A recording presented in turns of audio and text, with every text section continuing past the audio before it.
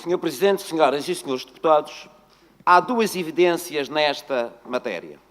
A primeira é que a Madeira e os Açores são as únicas ilhas europeias que não têm ligações marítimas de passageiros com o continente europeu. A segunda evidência é que a continuidade territorial faz por via aérea, mas também faz por via marítima, ao contrário do que foi o entendimento do Governo da República até há pouco tempo. E convém recordar que esta questão da continuidade territorial, pelo menos nos tempos mais recentes, começa em 2008, com o secretário de Estado, Bernardo Trindade, e com a secretária regional, Conceição Estante, que procederam à liberalização dos transportes aéreos. Mas esqueceram-se que havia transportes marítimos, que entre 2008 e 2012 operou na Madeira uma companhia Armas de transporte marítimo, tanto de mercadorias como de passageiros.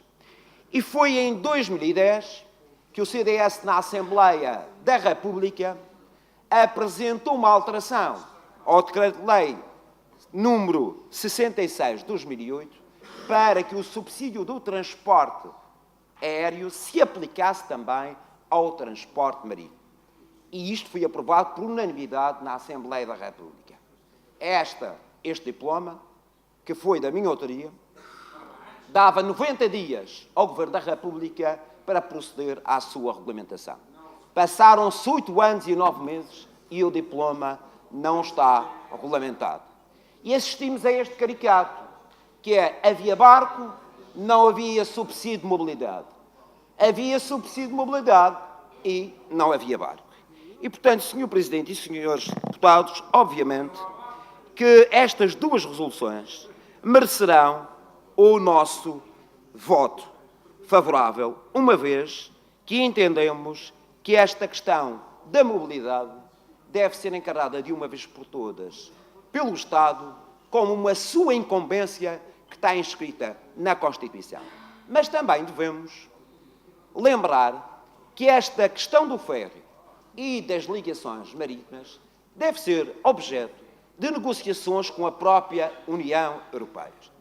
Esta experiência, o teste, na expressão do Vice-Presidente do Governo Regional, destes 3 meses do ano 2018 do ferry, não foi a melhor em termos tanto de frequências, como de passageiros, como de receitas. Antes, pelo contrário, se nós compararmos o número de passageiros e receitas do ano 2018 com a operação da Naviera Armas, anda mais ou menos, em termos médios, pelo mesmo número de passageiros e pelo mesmo número de mercadorias transportadas, apesar de os preços terem sido agora menores em 2018 do que foram no passado.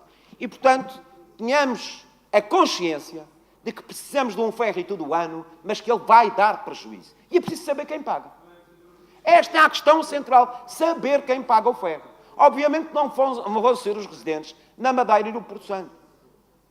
Isto deve ser uma incumbência do Estado e deve ser negociado junto da União Europeia. Eu tenho muitas vezes ouvido, e bem, nesta casa, reclamar, junto do Primeiro-Ministro, junto do Governo da República, que se resolva esta questão, tanto do transporte aéreo como do transporte marítimo.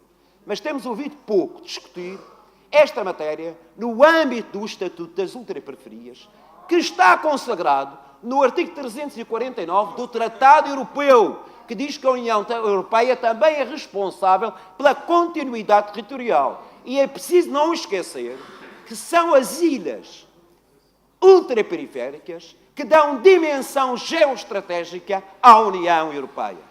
Se a União Europeia tem peso político no âmbito político e geográfico, também se deve à posição em que estão colocadas as ilhas ultraperiféricas e, em particular, a Madeira e os Açores na ligação ao Atlântico e aos Estados Unidos. E, portanto, esta matéria tem que ser posta em cima da mesa. Agora que se está a discutir o novo pacote entre 2020 e 2027, a ver se, obviamente, estes custos de insularidade e a continuidade territorial têm também com participação por parte da União Europeia. Esperemos que estas duas resoluções sejam aprovadas e que, de imediato, o Governo da República possa realmente estender o subsídio de mobilidade do transporte aéreo ao transporte marítimo. E só para finalizar, um apelo ao Sr. Primeiro-Ministro, em nome do CDS, que em vez de estar obcecado com a vitória nas eleições da Madeira, que esteja obcecado com a resolução dos problemas da Madeira.